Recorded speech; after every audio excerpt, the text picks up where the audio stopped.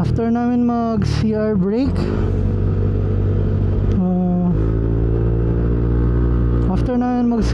ito, lumarga na kami ulit.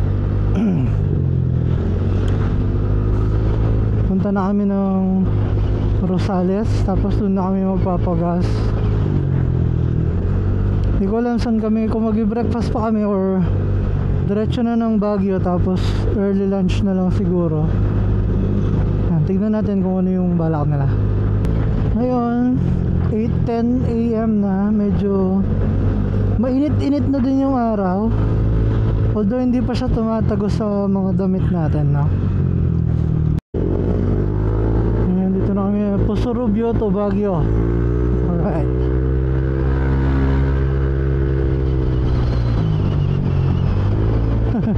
Cute ng plate number ni Marco, naka-laminate lang. Hindi pa kasi siya binibigyan ng kasa eh. So ayan guys, nandito na tayo yata sa Season. Kasi parang nandito na yung mga maraming eatery eh. Kung saan madalas na meron mga nagba-bus stop. Alam ko Season yung maraming ganun eh. Kapag naka-bus, yung mga naka-field trip ganun. Dito mostly nagsa-stop over.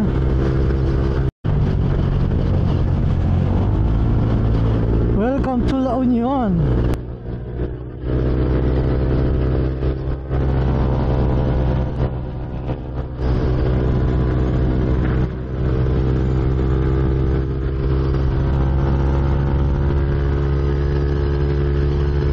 Sana soon makapag travel tayo dito na nakamotor, tapos overnight tayo sa LU. Ayan, dito kami magpapagas sa Shell Rosario, no? Full tank unleaded.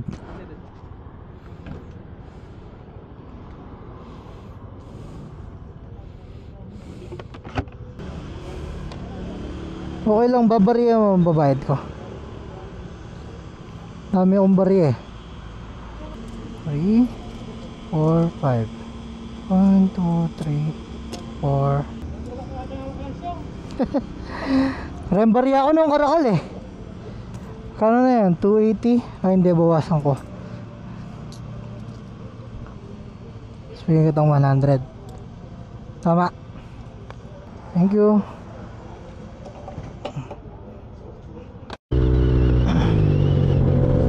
Ayan, after namin magpagas dun sa Shell,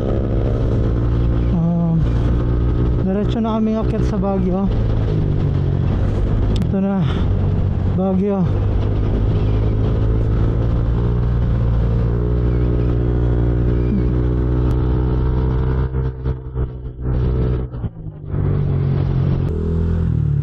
What happened?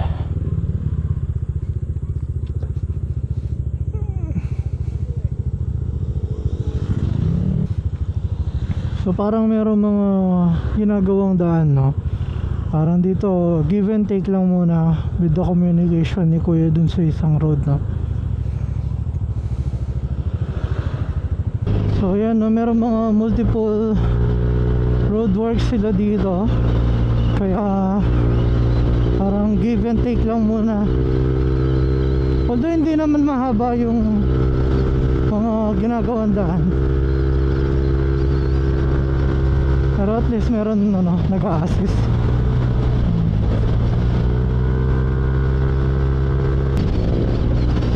Gusto sana natin mag Cannon Road, no? Kasi meron din daw ginagawang daan doon eh. Kaya lang di tayo makakapunta sa Lion's Head eh.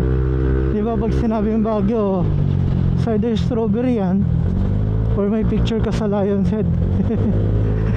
So yun lang, wala tayong mapipicture ngayon.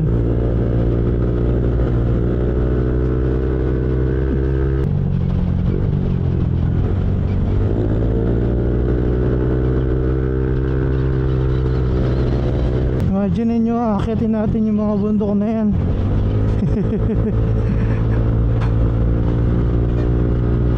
Saya naman nagra-ride eh. Medyo naalis din yung stress mo. Kaso yung reality hindi mo maalis. Na pag uwi mo, lahat ng mga iniwan mong problema, if meron man, pagbalik mo, andun na naman yan. Kumbaga, pang madali ang escape lang itong ginagawa ng mga riders no?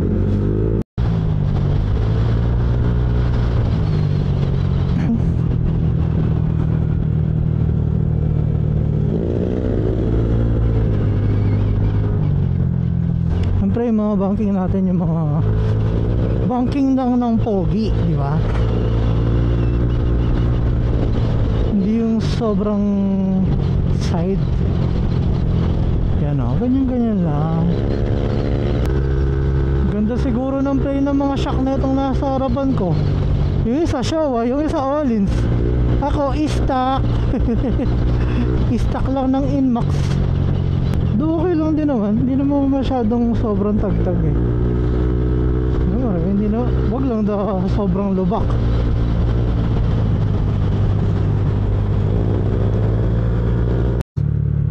Yan, ito na ang totoong paakyat ng Baguio. So dito hintayin muna. Yan, hintayin muna natin siguro yung mga kasama nating iba.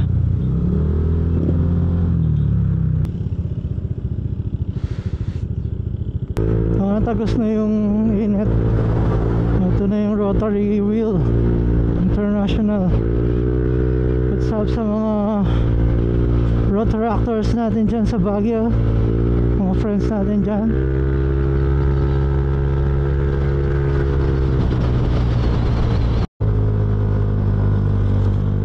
Ayun, nakakalagpas lang natin sa arko ng Welcome to Baguio. Medyo malayo-layo pa tayo ng konti. Marami-rami pang zigzagan to guys. Uy, grabe, imagine niyo. Kanina nasa baba lang tayo. Ngayon nasa taas na tayo, kaya pala medyo nabibingin ako. Nasa taas na pala tayo. Medyo lumalamig na din ng konti yung hangin.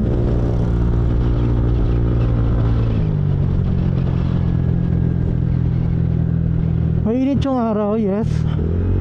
Pero hindi ka pagpapawisan kasi yung sumasalubong naman sa'yo na hangin malamig yung hampas niya. Kaso kapag mabagal kang ganito, yun lang, medyo mainit. Dahil paahon lagi ito, no? May mga pumipreno, tumatansya.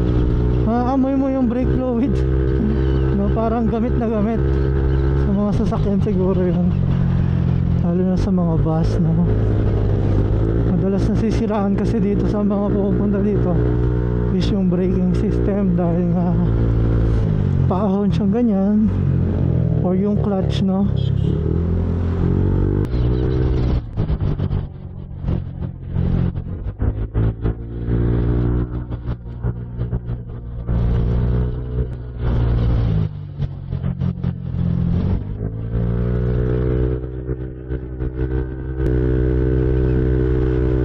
Ganda na ito, oh.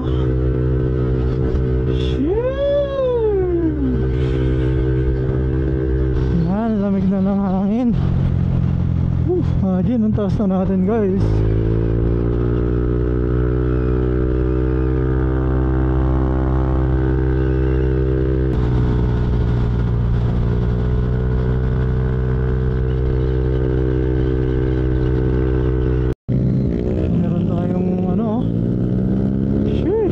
Big bike Tracer. Ito napansin na nung CC na sir. Hindi ako familiar sa mga big bikes. Sarap yata ang pang Baguio na, no? Kasi matangkad, tapos bankingan na ganito. Sarap yata, parang mga Ducati Multistrada, no? Grabe. Kailan kaya tayo magkakaroon ng ganun? O naalala ko, no? Di ba basta tayo dumaan dun sa tunnel So ibig sabihin malayo pa tayo. Alam ko kasi pag lagpas mo dun sa tunnel, dun pa lang medyo malapit-lapit. Kung titignan nyo dito, kung makikita nyo na yung daan, kailangan pa pala natin na umakyat dun sa may packet pa dun, oh. Ngayon, tsaka yung bridge pala na mahaba. Ito na yung tunnel. Ito pa lang pala muna bago tayo makalapit-lapit.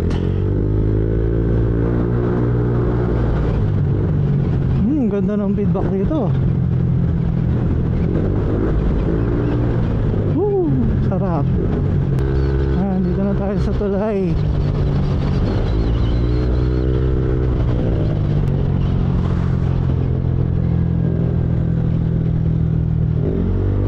Grabe naman si Coco Martin. Coco Martin.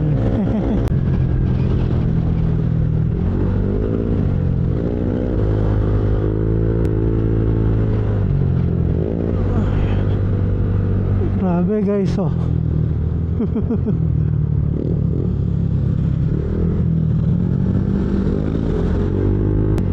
Ayan, nandito na tayo sa town proper ng Baguio City. So dito muna tayo siguro maghihintay. Tayo natin yung mga ibang kasama natin na medyo naiwan. So from Rosario, Shell, 45.5 kilometers. Okay, hintayin muna natin sila. Medyo malayo-layo pa sigurado yung mga yun. Ayan na, nasa town proper na tayo. Nakikita nyo yung mga bahay, oh. Grabe. Lamig ng hangin. Sarap.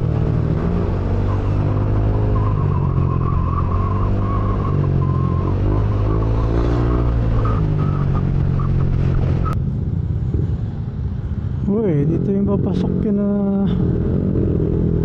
Khalil dati, ah.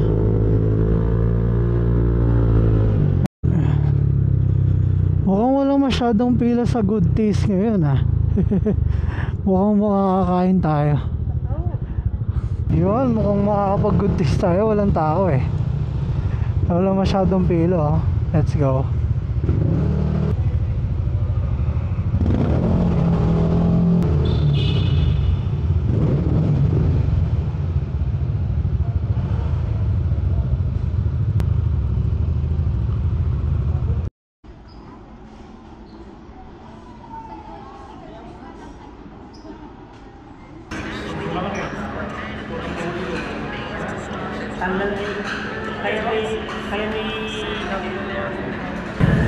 Kaya man yung japsuy, oh.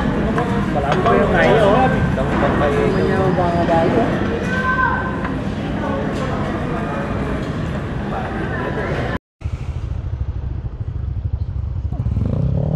Yan, tapos na kaming kumain. So ngayon, yung next destination namin is punta daw kami ng Mines View. Ngayon, nandito na tayo sa Burnham Park. So hindi na tayo mag-Burnham Park kasi mahirap yung parkingan. At the same time, wala kang masyadong magagawa kung hindi ka magbabike or magbabangka. Grabe na din yung traffic dito sa Baguio. Dami na din sasakyan. Cruising in Baguio. Wala kaya si ano dito, Tony J. Balang araw masusulat ko kaya ang kanta na bibili ng ay sa Santa Rosa. Yan, ah, Baguio Museum. Kasalagay ako ng 7-Eleven sa highway kahit tayo kung maging. Uy, grabe naman yung Usok Bazaar. Kapitalista. Dito sa Baguio kahit medyo matraffic, iba yung traffic dito, maganda. Hindi init agad yung ulo mo eh. Minsan kasi nakakadagdag din sa init ng ulo ang init sa kalsada. Hindi po ba? Meron pala ano dito, Marisol Pampang.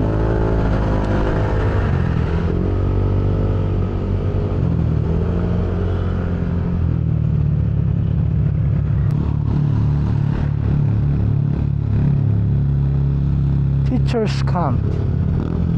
Basta inihaw, dito ka na. Oh, yun oh, sabi here.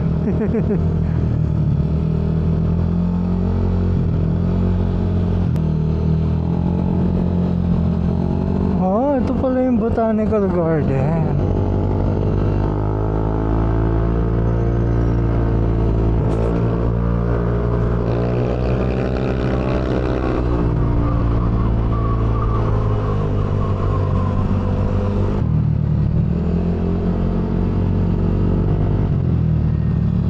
Nice view.